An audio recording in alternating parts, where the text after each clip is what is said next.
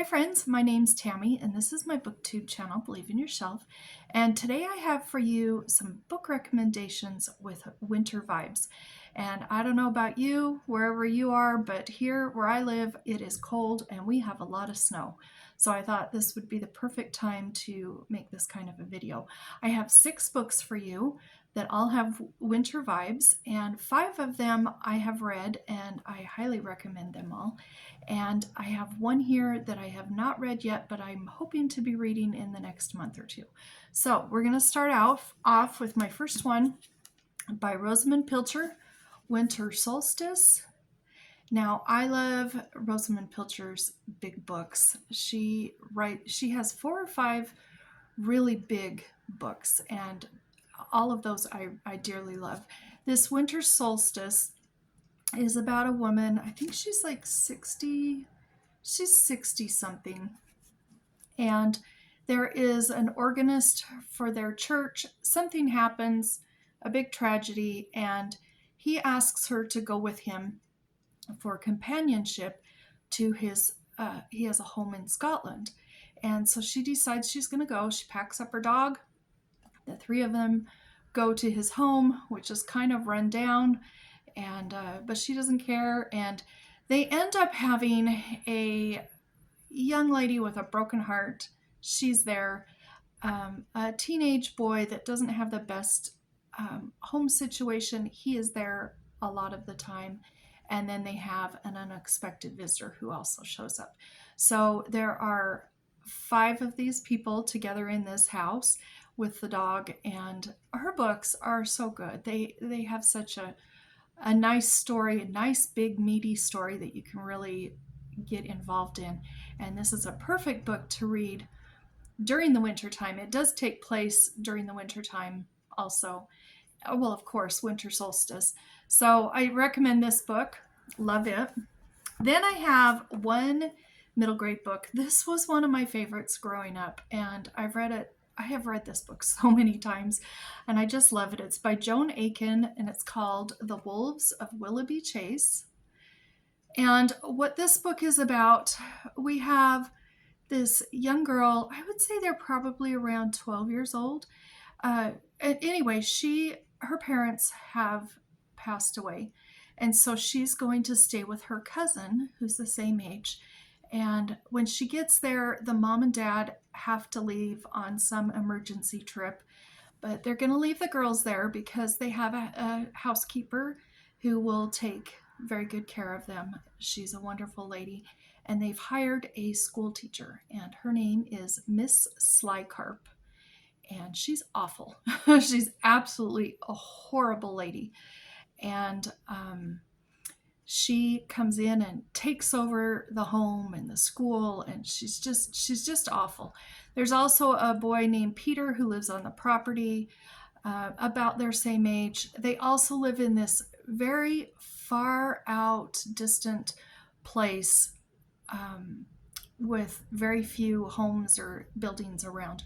But there's tons of snow, and there's all these wolves that are always out there howling, and it's quite dangerous to be out there without somebody who has something to keep them safe.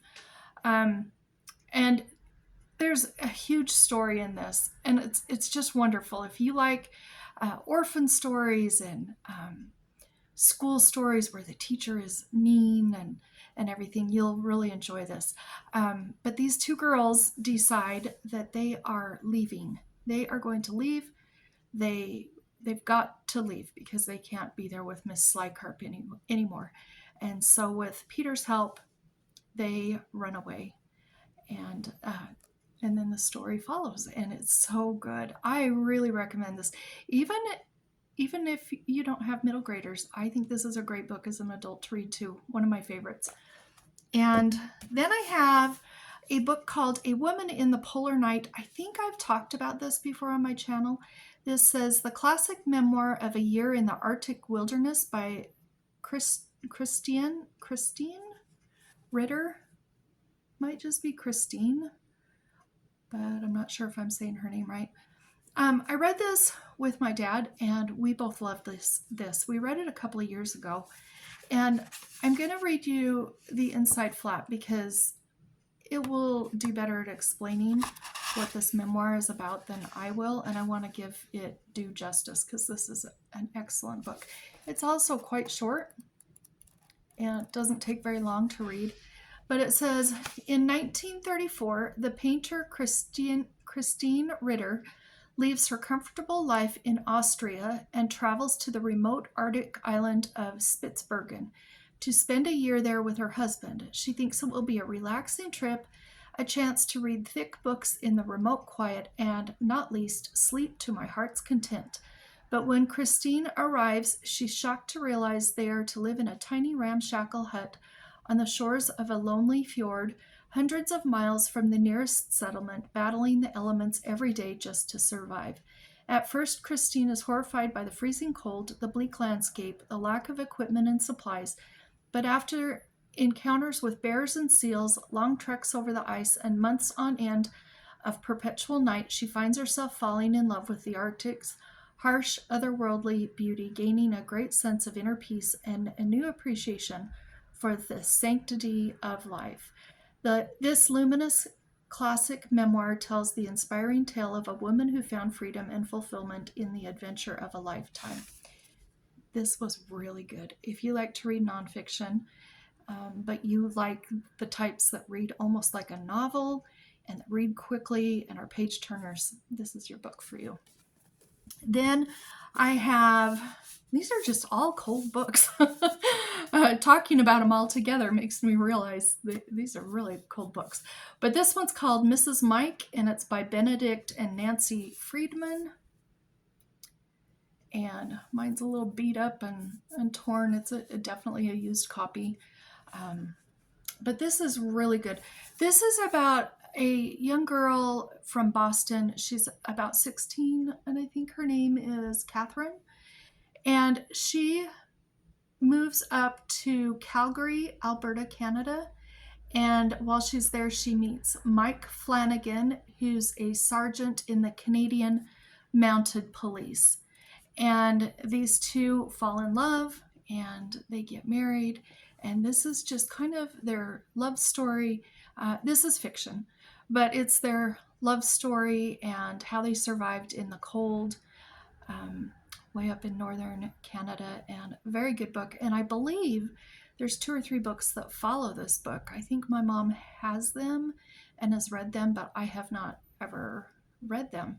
But this is a really good standalone also. Then this is a book my dad recommended to me many years ago, and I borrowed his and finally found me a nice used copy somewhere. I don't remember where I got it from, but it's called The Day After Tomorrow, and it's by Whitley Strieber. Look at that. That is New York City. You can see, I mean, these are skyscrapers and they're up to there with snow.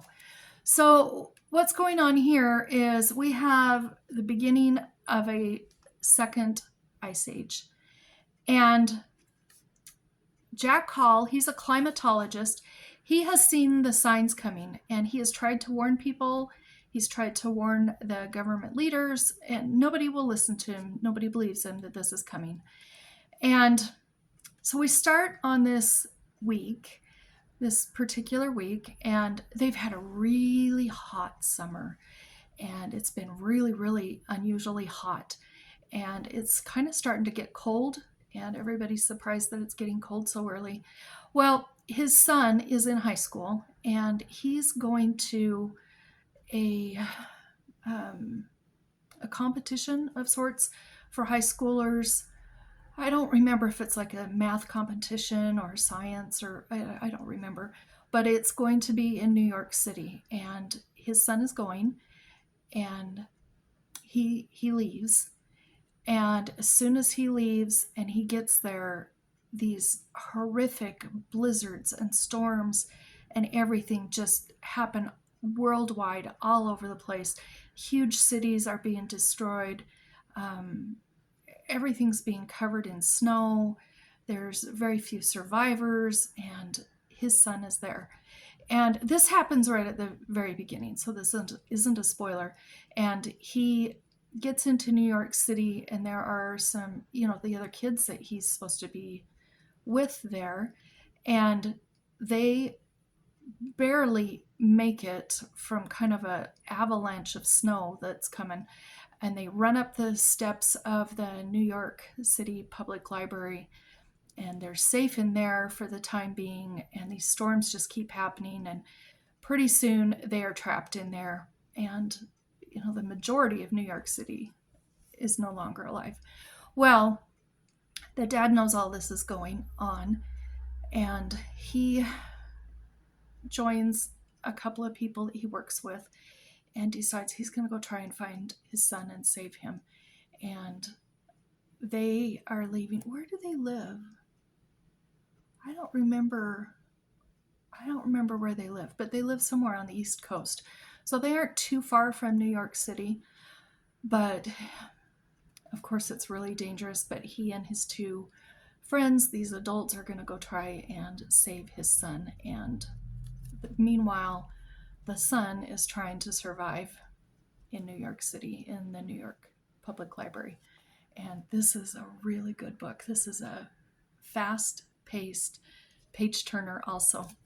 And then, so those are my 5 that I recommend that are really good winter vibes books. Now this one here has been recommended to me, and I have seen this author going around booktube the last couple of months, and I've been seeing the covers of the books, and the covers just crack me up. If you aren't even interested in these books, you should just go look at her books on Amazon. Type in her name and look at the covers, because they're really funny. But this one's called Iris in Winter, and it's by Elizabeth Cadell. And he's just sort of propped up there in the tree, and she's just sort of propped up there on the snow. But all of the books have covers that look like this that are kind of just amusing, and they just make me smile. I don't know anything about this other than this was recommended to me, and I've heard nothing but good about her books in the last couple months. So I'm just going to read. This will be news to you and me what this book is about. There's the author. She's a cutie. Okay, so it says, High Ambo in England is the setting. It is winter, and Caroline West, a very human, placid, and unexcitable person, has gone there to escape her late husband's relatives. Like so many good-hearted people, she is immediately put upon. Caroline's sister Iris comes first, full of impulse and determination to be a reporter, an ambition abruptly deflected by a handsome young schoolmaster, an authority on birds. Then comes Robert with his sweet fiancée Polly, and thus making the 3-ring circus of a genuine Cadell household. A great number of little boys with big ears and caps are supporting players, English private school variety. Altogether, this book is in the happiest tradition of the English social comedy, and those who want to find as much life and laughter as possible between the covers of a novel will enjoy reading it. And I think this is going to be going maybe on my February bingo board, if I remember. It might be March. One way or another, it'll still be winter here. So I'm looking forward to reading this, and I'm glad this was suggested to me to read, because I have been hearing about this author quite a bit, and I'm intrigued by her writing. I bought this book in December. So those are my 6 winter vibes book recommendations, and hopefully you found something there you might want to read, and we'll talk to you later. Bye-bye.